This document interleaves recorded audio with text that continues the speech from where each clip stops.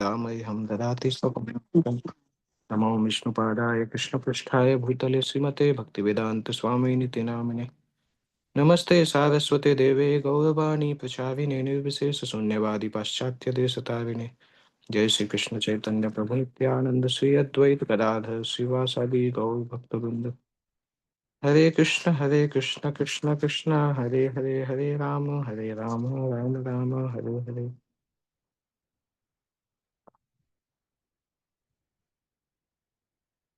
Okay. तो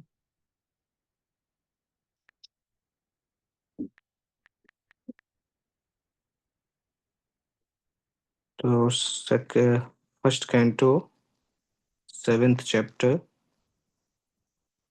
text 5, पांचवा श्लोक हमें पढ़ना है। यया सम्मोहितो जीव आत्मानं त्रिगुणात्मकम। एक्चुअली हमने ये श्लोक थोड़ा बहुत तो किया था, अ, और इसका तात्पर्य लंबा था इसलिए हमने पूरा नहीं किया था। परोपि मनुते नर्थम तत्कृतम चाभिपद्यते। ये तो हमने डिस्कस किया था ट्रांसलेशन, कि जीवात्मा तीनों गुणों से अतीत है, परंतु अ, अपने आप को भौतिक पदार्थ की उपज मानता है और इस प्रकार भौतिक कष्टों के फलों को भोगता है। जीवात्मा तीनों गुणों से अतीत होते हुए भी बहिरंग शक्ति के कारण अपने आप को भौतिक पदार्थ की उपज मानता है और इस प्रकार भौतिक कष्टों के फलों को भोगता है।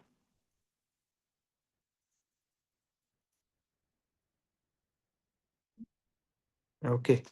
तो भौतिकतावादी जीवों के कष्ट का मेन कारण कल सैटरडे को भी हमने डिस्कस किया था इसका, शायद ये पैराग्राफ हो गया होगा। इस पैराग्राफ में यही बताया है कि जीवात्मा नेचुरली तो भौतिक संसार से बाहर है, परंतु बहिरंग शक्ति के द्वारा उसको अभी बांध के रखा गया है। इसलिए जीवात्मा समझता है कि वो भौतिक पदार्थ से निकला है, इन द सेंस जैसे प्रभुपाद जी ने एक पुस्तक लिखा था ना, लाइफ कम्स फ्रॉम लाइफ। तो बहुत सारे लोग सोचते हैं कि जीवन जो है वो अ, पदार्थ से निकला है, और लोग, कई साइंटिस्ट ट्राई भी करते हैं कि हम एक दिन जीवन बना लेंगे, मृत्यु को जीत लेंगे। बट वो पॉसिबल नहीं है, प्रैक्टिकली पॉसिबल नहीं है, क्योंकि मृत्यु आत्मा की अनुपस्थिति के कारण होती है। तो इसलिए ये आत्मा अपने आप को भौतिक पदार्थ की उपज मान लेता है, और उस कारण से आध्यात्मिक जीव भौतिक प्रकृति के गुणों के अधीन हो जाता है। तो बंधना नहीं चाहिए, परंतु केवल ये सोचने से कि हम मैटर से निकले हैं, पदार्थ से निकले हैं, जीव जो है वो फंस जाता है। और हमें लगता है कि माइंड सबसे डेंजरस है, परंतु माइंड जो है वो उतना डेंजरस नहीं है। माइंड से ज़्यादा डेंजरस फॉल्स ईगो है, क्योंकि फॉल्स ईगो जो मिथ्या अहंकार है, माइंड केवल उसके गाइडेंस में काम करता है। माइंड अपने आप से कुछ नहीं करता है। इसलिए mind is not the main culprit. मिथ्या अहंकार जो है वो मेन कल्प्रिट है। समहाउ हम सोच ही नहीं पाते हैं कि हम आत्मा हैं। कितने समय से हम भक्ति कर रहे हैं, परंतु कभी अगर ध्यान लगा के सोचेंगे ना, तो दिन में 5 मिनट भी हम नहीं सोच पाते हैं कि हम आत्मा हैं।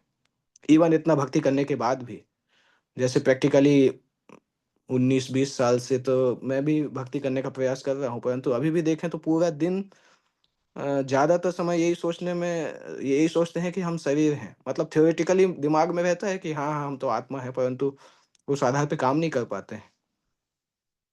तो प्रैक्टिकली इतना समय व्यतीत करने के बाद भी उस चेतना को प्राप्त करना कठिन है। कितना कितना मुश्किल है। जब हम माला करते तभी नहीं सोच पाते हैं कि हम आत्मा हैं। उस समय भी हम यही सोचते हैं कि हम शरीर हैं, और उसी से रिलेटेड चीज़ों को सोचते रहते हैं। कभी ये सोचना प्रैक्टिकली, मुझे पर्सनली फ़ील होता है इस प्रकार से कि कैसे जब भगवान कृपा करेंगे तभी ऐसा हो सकता है। अदरवाइज़ इतना सब जानने के बाद भी हम पूरे 24 घंटे में से 5 मिनट भी ये नहीं सोच पा रहे हैं, रियलाइज़ कर पा रहे हैं कि हम आत्मा हैं। शरीर जैसे ही कार्य करते हैं। मन भी उसी प्रकार से चलता है कि कौन व्यक्ति कैसा है, उसने कैसा किया। उन्हीं चीज़ों में मन चलता रहता है। कभी विचार ही नहीं कर पाते हैं कि हम आत्मा हैं। कितना खतरनाक बंधन है। भौतिक गुणों के अधीन होकर जीवात्मा अपने आप को भौतिक पदार्थ मानता है और सोचने अनुभव करने की वर्तमान विकृत स्थिति से चलता रहता है। और जीवात्मा का ज्ञान अज्ञान से ढक जाता है। इस प्रकार यहाँ इस सिद्धांत का खंडन हो जाता है कि जीवात्मा परम निराकार ब्रह्म है। ऐसा हो ही नहीं सकता, क्योंकि जीवात्मा अपनी मूल अवस्था में भी अपनी चिंतन शैली रखता है। एक चीज़ इम्पोर्टेंट है कि जीवात्मा का अस्तित्व कभी खत्म नहीं होता है। हो सकता है वो फँस जाए, परंतु इंडिविजुअलिटी हमेशा रहती है। इसलिए जब जीवात्मा शुद्ध होता है, तो वो फिर से भगवान के संपर्क में आके अपनी पुरानी चेतना को प्राप्त कर लेता है। भगवान इस भ्रामिका शक्ति के कार्य में कोई बाधा नहीं डालते हैं, क्योंकि उसके ये कार्य बद्ध जीव को सुधारने के लिए आवश्यक होते हैं। जैसे जेल में कैदियों को सुधारने के लिए उनको दंड दिया जाता है, उसी प्रकार से माया शक्ति जो है बद्ध जीवों को सुधारने के लिए उसको दंड देती है। कोई भी स्नेहिल पिता नहीं चाहता कि अन्य कोई व्यक्ति उसकी संतान को प्रताड़ित करे, तो भी वह अपने उद्दंड पुत्र को सुधारने के लिए कठोर व्यक्ति के संरक्षण में सौंप देता है। लेकिन साथ ही सर्व स्नेहिल सर्वशक्तिमान पिता बद्ध जीवों को भ्रामिका शक्ति के चंगुल से छुटकारा दिलाने के लिए उत्सुक भी रहते हैं। तो कभी कभी हमने देखा है ना, एग्जाम्पल में हम समझ सकते हैं कि कभी कभी बच्चे जब माता पिता की नहीं सुनते हैं, तो माता पिता क्या करते हैं, उसको एक ट्यूशन टीचर के अंडर में रखते हैं। वो ट्यूशन टीचर आती है और बच्चों को पढ़ाती है, और माता पिता उसको बोल के रखते हैं कि आपको जो दंड देना है देनी है दीजिए, क्योंकि हम जब बोलते हैं तो हमारी सुनता नहीं है, इसलिए ट्यूशन टीचर को रखा जाता है।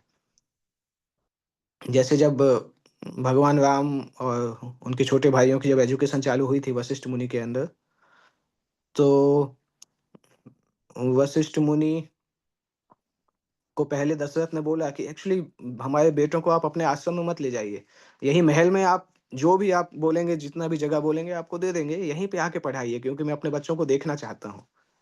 तो वशिष्ठ ने बोला नहीं नहीं नहीं, उनको आश्रम में जाके रहना होगा।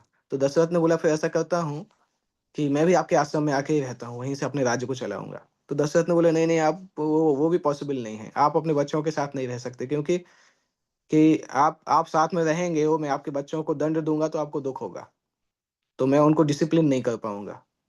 इसलिए कभी कभी माता पिता जो है ना, वो ट्यूशन टीचर के अंडर में बच्चों को रखते हैं, जिससे बच्चे सीख सकें। तो इसलिए भगवान राधा कृष्ण ने जो हमें माया शक्ति के अंदर में रखा है, माया शक्ति ट्यूशन टीचर के जैसे हैं। भगवान उनके उनके कार्य में विघ्न नहीं पहुंचाते हैं, क्योंकि वो बद्ध जीव को सुधारने के लिए ही आवश्यक है। और भगवान व्यवस्था करके रखते हैं कि चंगुल से छुटकारा कैसे दिलाए। जैसे कोई बद्ध जीव थोड़ी सी भी इच्छा करता है, तो भगवान प्रयास करने लगते हैं। राजा भी नागरिकों को बंदी गृह की चार दीवारी के भीतर डालता है, लेकिन कभी कभी बंदी को राहत देने की इच्छा से स्वयं बंदी गृह में भी जाता है और उनसे सुधरने के लिए कहता है। और जब कोई बंदीजन सुधर जाते हैं, तो फिर भगवान उनको मुक्त भी कर देते हैं। तो इसी तरह से इस संसार में भी कोई अगर अच्छे से कार्य करने के लिए तैयार होता है, तो भगवान उसको राहत प्रदान करते हैं। यहाँ पर भगवान बता रहे हैं, यद्यपि भ्रामी का शक्ति पर विजय पाना दुष्कर है, तो भी यदि कोई भगवान के चरण कमलों की शरण में आता है, तो भगवान के आदेश से वो मुक्त हो जाता है। शरणागति की यह विधि माया के भ्रामक प्रभाव से छुटकारा पाने का उपाय है। इसलिए शरणागति के लिए क्या है, साधु पुरुषों की वाणी, और जिन्होंने वास्तविकता में भगवान की अनुभूति की है उनकी वाणी, और उनकी वाणी के द्वारा भगवान की दिव्य प्रेम भक्ति में लोग संलग्न हों। और जब वाणी सुनते हैं साधुओं से, तो धीरे धीरे हमारा आध्यात्मिक याददाश्त वापस आने लगती है। जो याददाश्त चली गई है, वो याददाश्त वापस आने लगती है, और बद्ध जीव को भगवान के विषय में सुनने में आस्वाद मिलने लगता है। और इस प्रकार श्रवण करने से ही वो भगवान के प्रति आदर भक्ति तथा आसक्ति के पद तक ऊपर उठ जाता है। केवल श्रवण से स्टार्ट करके वो भक्ति की ऊंची अवस्थाओं तक पहुंच जाता है। शरणागति से सभी पूरा हो जाता है। और व्यास देव भी यहाँ पे बता रहे हैं कि बद्ध जीवों के द्वारा उद्धार करना तभी पॉसिबल है जब जीव भगवान का शरणागति स्वीकार करे। भगवान प्रत्येक जीव के अंतःकरण में गुरु में परमात्मा रूप में गुरु बनते हैं, और बाहर से शास्त्र संत या दीक्षा गुरु के रूप में गुरु बनते हैं। और अगले तात्पर्य में, मतलब अगले पैराग्राफ में प्रभुपाद जी बता रहे हैं कि ये जो माया शक्ति है, माया शक्ति के बारे में और भी शास्त्रों में डिस्कस किया जाता है कि माया शक्ति देवताओं की दैवीय शक्ति के रूप में है, और बहिरंगा शक्ति द्वारा व्यक्तिगत सामर्थ्य में जीवात्मा नियंत्रित होता है। इस प्रकार जो जीव बहिरंगा शक्ति के नियंत्रण में है, वो भिन्न रूप से है। फिर भी भागवत के इस कथन से यह स्पष्ट है कि बहिरंगा शक्ति भगवान के समक्ष निकृष्ट अवस्था में रहती है। बहिरंग शक्ति भगवान की शक्ति है, तो भगवान के समक्ष पहुँचने से बहिरंग शक्ति भगवान को समर्पण कर देती है।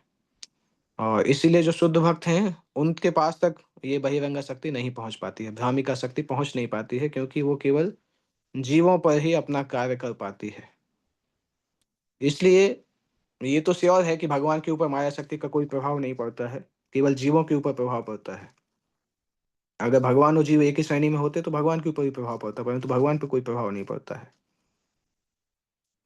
श्रीमद् भागवत माया के चंगुल में कष्ट पाने वाली मानवता के लिए राम बाण उपचार है। इसलिए श्री व्यासदेव ने सर्वप्रथम बद्ध जीवों के वास्तविक रोग का निदान किया, जो है बहिरंगा शक्ति द्वारा भ्रमित होना। उन्होंने उन पूर्ण परम पुरुष के भी दर्शन किए जिनसे भ्रामिका शक्ति बहुत दूर रहती है। यद्यपि उन्होंने रुग्ण बद्ध जीवों तथा रोग के कारण दोनों को देखा। रोग के उपचार की विधि अगले श्लोक में बताई गई है।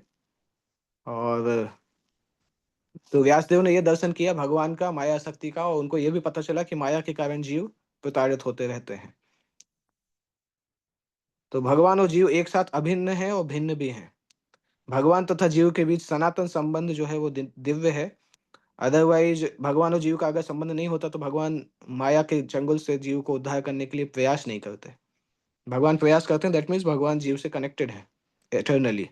इसी प्रकार से जीव भी भगवान से एटर्नली कनेक्टेड है। जीव को भी भगवान के प्रति अपनी प्राकृतिक प्रेम तथा स्नेह को जगाने की आवश्यकता रहती है, और जीव की यही सर्वोच्च पूर्णता है। जीवन के इसी लक्ष्य को ध्यान में रखकर श्रीमद् भागवत में बद्ध जीवों का वर्णन किया गया है। अगला श्लोक इंपॉर्टेंट श्लोक है। एक्चुअली चौथे, पांचवा, छठवां तीनों श्लोक भागवत के मेमोराइजेशन श्लोकों में आते हैं। अनर्थोपशमं साक्षात् भक्ति योगम अधोक्षजे लोकस्य जानतो विद्वांस चक्रे सात्वत संहिताम। अनर्थ उपशमम साक्षात भक्ति योगम अधोक्षजे, भगवान अधोक्षज का जो भक्ति है, जीव के भौतिक कष्ट जिन्हें वो अनर्थ समझता है, भक्ति योग द्वारा प्रत्यक्ष रूप से कम किए जा सकते हैं, किंतु अधिकांश जन इसे नहीं जानते। इसलिए विद्वान व्यासदेव ने इस वैदिक साहित्य का संकलन किया है, जिसका संबंध परम सत्य से है। ज्यादातर जीव के जो कष्ट हैं, जीव नहीं समझ पाता है और जानते ही नहीं कि उसका कारण क्या है। क्योंकि कभी कभी तो लोग ऐसा फिलोसोफाइज भी करते हैं कि जब सुख को भोग लिया तो कष्ट दुख भी भोग लेंगे, अ, तो क्या समस्या है, ये तो जीवन ही है, दुख आना जाना तो जीवन है। लोग चूंकि दुख को खत्म नहीं कर पाते, इसलिए उसको फिलॉसफी बताने लगते हैं कि नहीं नहीं वो तो जीवन है, हम तो उसको सहन कर लेंगे। परंतु उनको ये नहीं पता कि दुख जो है आत्मा के लिए नेचुरल नहीं है, क्योंकि आत्मा आध्यात्मिक रूप से सच्चिदानंद है। केवल शरीर की चेतना में आने के बाद ही आत्मा जो है दुख को प्राप्त करती है। सामान्य लोग इसको नहीं समझते, इसलिए विद्वान व्यासदेव जी वैदिक साहित्य को लिख के उसमें इसका बताते हैं। तो उन्होंने भगवान को देखा, परम पूर्ण भगवान को देखा। इस कथन से यह सुझाव मिलता है कि भगवान की पूर्ण इकाई में उनके अंश प्रत्यंश भी हैं। इसलिए उन्होंने उनकी विभिन्न शक्तियों को भी देखा, अंतरंगा शक्ति को देखा, तटस्थ शक्ति को देखा, बहिरंगा शक्ति को भी देखा, भगवान के पूर्ण अंश को देखा, भगवान के विभिन्न अवतारों को भी देखा, जीवों को भी कष्ट पाते हुए देखा। भगवान को देख देख के उन्होंने भगवान के अंदर इन सब वस्तुओं को देखा। और अंत में उन्होंने बद्ध जीवों के उपचार को भी देखा, जो कि भक्ति योग कहलाता है।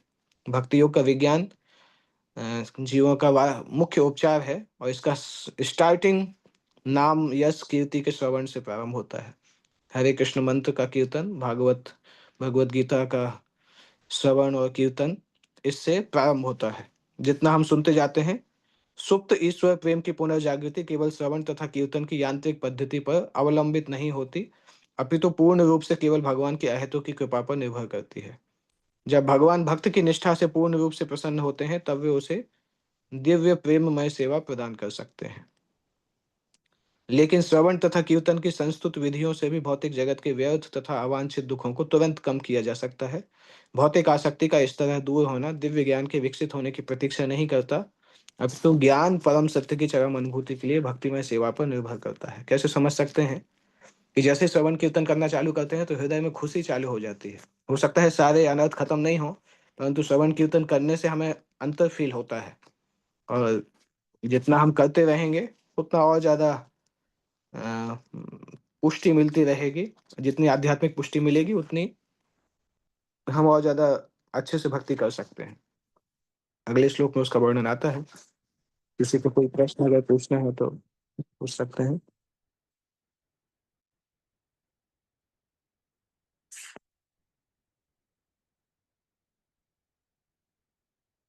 ओके, तो कोई प्रश्न नहीं है, then we can end the class.